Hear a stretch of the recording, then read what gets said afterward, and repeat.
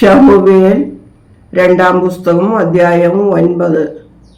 അനന്തരം ദാവീദ്, ഞാൻ യോനാഥാനെ പ്രതി ദയ കാണിക്കേണ്ടതിന് ശൗലിന്റെ കുടുംബത്തിൽ ആരെങ്കിലും ശേഷിച്ചിരിക്കുന്നുവോ എന്നന്വേഷിച്ചു. ശൗലിന്റെ ഗൃഹത്തിൽ സിബ എന്ന് പേരുള്ള ഒരു ഭൃത്യൻ ഉണ്ടായിരുന്നു. അവനെ ദാവീദിന്റെ അടുക്കൽ വിളിച്ചു വരുത്തി രാജാവ് അവനോട്, നീ സീബയോ എന്ന് ചോദിച്ചു. അടിയൻ എന്ന് അവൻ പറഞ്ഞു.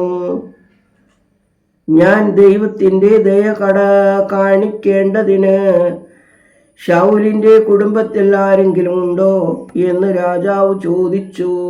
2 കാലം മുടന്തായിട്ടു യോനാഥാന്റെ ഒരു മകനുണ്ട് എന്ന് സീബ രാജാവിനോട് പറഞ്ഞു. അവൻ എവിടെ എന്ന് രാജാവ് ചോദിച്ചു.